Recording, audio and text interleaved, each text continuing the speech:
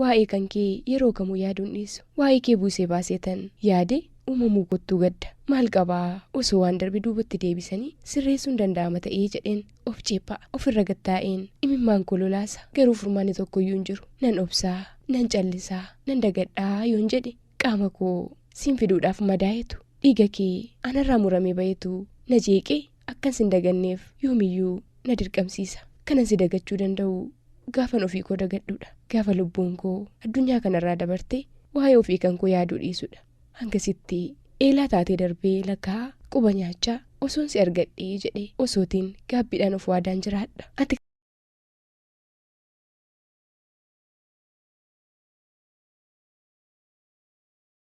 Ati kananaaf beekuu dhiisuu dandeessa. Kichuu koo osoo akka jaalala siif qabuuti sirraa fagaachuu mitiiti al tokkoofuu ija koo duraan dhabamtu turte. Anatu ni kuftaa ni cabdaa jedhee barruu kan koo irratti akka killeetti si kunuunse jaalala ati narraa argachuu qabdus siif kennee si guddisuu qaba ture. Naaf hin mijanne naaf hin taane akkaataan itti si argadheetu kana hundumaa akkan siin raawwanne na taasise. Kanaafan gaabbiidhaan quba nyaachaa ofirra gattaa'ee imimmaan kololaasaa jiraadha. Kumeeku kuma koon siin jedhe gaafan siin argadhe madaa hedduun akka duuba jirus beekaa tilmaamaas sumatu tokkittii gootu anaaf kumadhaan siin jedhe tarii ilmoo dabalataa yoon argadhes akka kan keetti kan godaannisa sammuu natti taatee jaalala isheen kan laphiin koo waadamaa jiraatu ta'uu dhiisuu dandeessi. Waan hin argine mara sirratti arge akkan ta'uu hin qabne mara siif jedhee ta'e siifan namummaa koo irraa ba'e. Anu yerumanii xalayaa kana barreessuyyuu jechootatu wal na jalaa darba akkam yoon jedhe maal yoon jedhe naaf amantaa jedheen of keessatti dhiphadha. Kumeeko waan hedduu sitti kaasee ofis madeessee siinis garaan madeessu garuu waan tokkon siin jedha akkanii dirqiidhaan gudeedamee siin argadhe atuu maatii koorraa dhageessee jirta. Ergasiis abdii fi amantaa maatiin kun irraa qaban anatu cabsee anatu maqaa isaanii balleessee abdii isaan irraa qabanis boollatti gatee jedheen si dhala koo kana waan hedduu irratti argee fi maatii koo akka warqeetti na kunuunsanii na guddisan irraa fagaadhee qofaa kan koo qofummaa filadhee jiraachuu murteeffadhe. Kuma koo yoomiyyuu taanaan sin jaalladha. Dhufee ijaan si argee maatii kan koo dhiifama gaafadheen siinis si kiisaa jedheen si'a baay'ee yaale garuu jajabaachuun dadhabe. Garuu waan tokkon siin jedha ani jaalala haadhummaa siif kennuu baadhee sirraa fagaadhee hiyyummaa haadhaatiin si guddisus ati guddattee nama taateetta. Amma anaanuu nama gorsu taateetta. Garuu wanta ati naaf hin amanne tokko haadhummaa koo haalte jaalladhee si gatee hin deemne natti tolee sirraa addan baane kana naaf beeki. Yoo waaqni garaa maatii koo naaf laaffise anaan ammoo ija na jabeesse anuu suuqan itti dhokadhee jirurraa baheen dhufee siif maatii koo dhiifama gaafadha. Hangasittuu nagaan naaf jiraadha. Mar'ummaan koo yoomuu waa'ee keef raafama. Imimmaan koos takkaa qooreen beeku osoo hojjechaan jiraadha. Kana qofaa naaf beekiin siin jedha. Mucaa koo godina Shawaa Lixaa ona cobiitti argamtu kumeedhaaf an haadha kee kan sirraa fagaattee jirtu tolashiidha. Nagaan naaf jiraadha. Yaade harmeetoo na kottuu dafeetii otoo hafifigduu aduu sitti lixxii. Maalirraa akkan eegaluun beeku garuu jaalallee haadhaa hundumaan akka koo gubamu anuma qofa laata. Harmee koo waan hundumaa dura nagaan koo kan kabajaaf kan jaalalaa tulluurra utaalee galaanarra qaxxaamuree si'a ga'uu kanan ittiin jedhu harmee koo adde daadhituu baqqaanaa godina Wallagga Bahaa aanaa Waayyuu Tuqaa ganda Daaloo Kumtootti argamtuufi. Harmee koo akkam nagaa keetii jiruuf jireenyi akkam ani nagaadha ofiin jechuun na rakkisa maaliif jechuu dandeessa. Harmee koo dhibee biraa qabaadhee osoo hin taane dhibee jaalala keetiin qabameen boqonnaa dhabee jira. Harmee koo ati harmee qofaa osoo hin taane abbaa obboleessaa fi obboleettii naaf taateetta. Bakka abbaan koo lubbuun isaa darbetti bakka abbaa koo buutee na guddiste. Waa'ee keef jechan dhabee mee walaloo armaan gadii kana naaf dhaggeeffadhu. Maal jedhee katabuu maalirraa jalqabu anaan na yaachisuuf kan bulte agabuu ofii agabuu bultee anaan afaan keessa ati harmee dhugaadhaa eenyuun si fakkeessa. Haadha hundumaa moo kooti adda laata harmee jaalalli kee garaa koo na nyaata oolmaati naaf oolte kumaatama caalee kanaaf waa'ee kee waan jedhu wallaalee kan kee jechan dhabaam yoo waa'ee kee kaasu jaalaluma keedha kan garaa na raasu anaaf jettee harmee waan hundumaa taatee xiqqoo isheenaaf obsi gaaf tokko siin baasa yoo nagaan jiraatte. Ji'a 9 guutuu garaatti na baattee utuun hin dhalatiin soora ofii nyaattu hiddaan dhuuraan naaf falaattee jaalala naaf qabduuf waan hundaa dandeessee dhugaadha harmee koo waa'ee jaalala kee hin fixu barreessee. Gadameessa keetti garaatti na baattee guyyaan gaafa ga'es addunyaaf na laattee anaan na da'uudhaaf dhiiga boraafattee achi keessa ciistee erganii dhaladhee sarkatti na baattee mati yoom na dhiistee kanaaf waa'ee kee anoo jechan dhabee jaalala kee harmee kan onnee koo qabee qaamonni hundumtuu maqaama kee faarsu harmee jedhanii gurra kotta saassu harmee eenyuun si waamuu maqaa filatamaa harmeen ga'aa miti anatti himadhu isa jaallatamaa maqaa isa jaallattu anatti himadhu ittiinan si waama mee eenyuun siin jedha eenyuunan si waama damma koo siin jedhuu damma isa mi'aawu damma siinin jedhu damma iyyuu quufanii lafa isa kaa'u ati damma caaltaa dammi siin mogga'u loomii koo siin jedhuu loomii isa xuuxamu lakki loomii miti loomiin keessa malee alli isaan nyaatamu kanaaf siin moggaasu loomii dhangaggaa'aa ati loomii caaltaa loomiin akkamittiin maqaa keessiif ta'a warqii koo siin jedhuu isa gati jabeessa mee kamiin filata maqaa kanneen keessaa lakkii warqii wayyuu inni quba gurraaf mormarraa mul'ata kanaaf jechan dhabe onneen koo waa'ee kee amma dubbata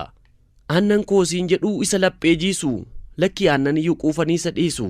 aannanis siin jedhu bullaan dhama baasa harmee eenyuun jedhee maqaasiif moggaasa yeroo abbaan kiyya lubbuun isaa darbite rakkoo koo hundumaa ija keen argite haadha qofaa miti bakka abbaa dhaabbatte booda kootiif jettee ofii kee rakkatte abbaan kun na duukaa utuu tattaafatu cimaan tokko dhufee duuni yoo fudhatu inni du'e jettee nyaaraa natti hin gununfine erga inni du'ees takkaa nan nuffine rakkoo kan hundumaa ofii kee dandeessee kuma naaf jiraadhu yaa harmee na deesse ati anaaf qaroodha qaroo agartuu koo banii naaf jiraadhu harmee yaa tiruu koo ana ilma kee Shibbiruu Darajjeeti godina Wallagga Bahaa ana Saasiggaa magaalaa Gaalloorraa.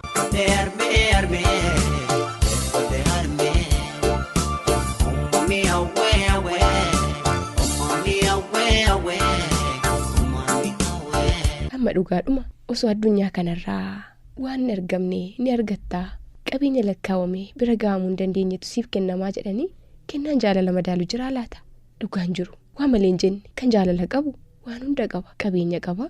mana qaba waan hedduu qaba waaqni uumaa gaafa nama badhaasu jaalala dhugaa namaaf kenna kan qabeenyi wanti bakkeetti ilaalanii hawwan martisaayyuu jaalalli jiraannan dhaawataan yookaan suuta argamuu danda'a garuu inni guddaan waaqni nama ayyaantomsee namaaf kennu jaalaladha nagaan koo kan kabajaa kan jaalala kan hogguyyuu waa'ee kee yaaddu ayyaanumuu isheef waaqa uumaa galateeffachaa yeroo hunda si dheebottu irraa maddite bakka ati jirtutti si haa qaqqabdu ani hedduu nagaa kooti galata waaqaa ta'uuti si yaaduu jaalala keenyaa hedduu nama hawwattu nama inaafsistu anaaf sittiyyuu gaaffii taatu yoom dhugoomsine mana tokkotti waliin gallee waliin jiraannaa jedhee abjuusi waliin jiraachuu abjoochuurraan kan hafe hedduu nagaa kooti mootii koon siin jedha dhugaadhumattuu ati mootii kooti akka maqaa kee waaqaa gaditti dhimma koo hundatti darbee naaf dhiphachaa akka jaalallee yookaan hiriyyaatti osoo hin taane akka haadhaa miidhattee nama deesse akka abbaa barruudhaa luqqa'ee nama guddise akka obboleessaa hedduu nama jaallatuu fi akka obboleettii icciitii garaatti mataniitti waa'ee kan koof itti gaafatamummaa fudhattee na kunuunsitee natti dadhabdee na jiraachisaa jirta sanaafuu ergansiin qabaadhee waan hundaa qaba kanumaafanii kan jaalala qabu waan hunda qabaa kanan jedheefi tarii bu'aa bayii an ofii koo bahee jireenya koo mo'achuu hin dandeenye ati dhiphattee naaf mo'attee jireenya gaarii akkan jiraadhuuf naaf gumaachitee jirta dhugaadhumaanuu kanaaf waaqa gaditti siinan qaba kanaaf mootii koon siin jedha mootii koo maaliifi yeroo hedduu daqiiqaa hedduu fudhannee waliin taphannaa maaliif xalayyaanaaf barreessuun si barbaachisee naan jechuu dandeessa waan hedduun taa'ee yaada waan hedduu dubbiseenis haala addunyaan itti jirtu tilmaamee si ajaa'ibsiifadha sanuma dubbachuufani addunyaa jaalalli keessaa bade keessatti si biratti jaalalli kabaja qaba yeroo ammayyummaan jaalala dhugaa balleesse irratti si biratti ammoo ammayyummaa isaa jaalala dhugaa qabutu si bira jira kanumatu anaanis na raaje olmaa kee baasee akkan dubbadhuuf na dirqamsiise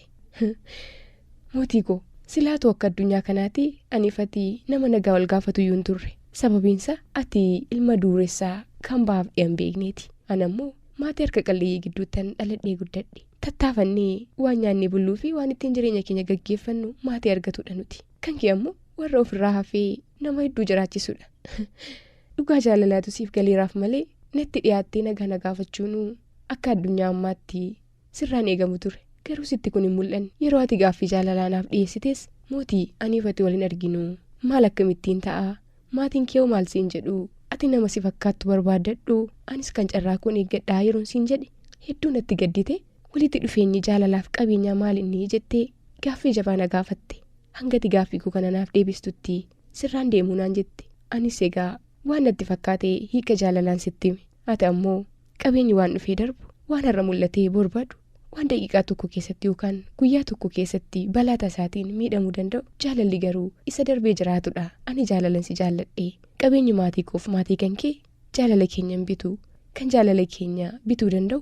kan jaalala keenyas jiraachisuu danda'u jaalala kan koof kan keetii jaalala booda waan hedduu jira kan dursuu qabu jaalaladhaan jette anis afaan na xaxameetun otoon keessatti si sodaadhu tariina goyyumsaa laataa jedhee osoon si shakku tolleen siin jedhe deebii kan biraa siif laachuun filanne sababiinsaa jechatu afaanii na dhume waan ta'eef atis guyyaa sanarraa kaastee akka haadhaaf abbaa akka firaaf aanteetti na kunuunsaa qaawwaa hedduu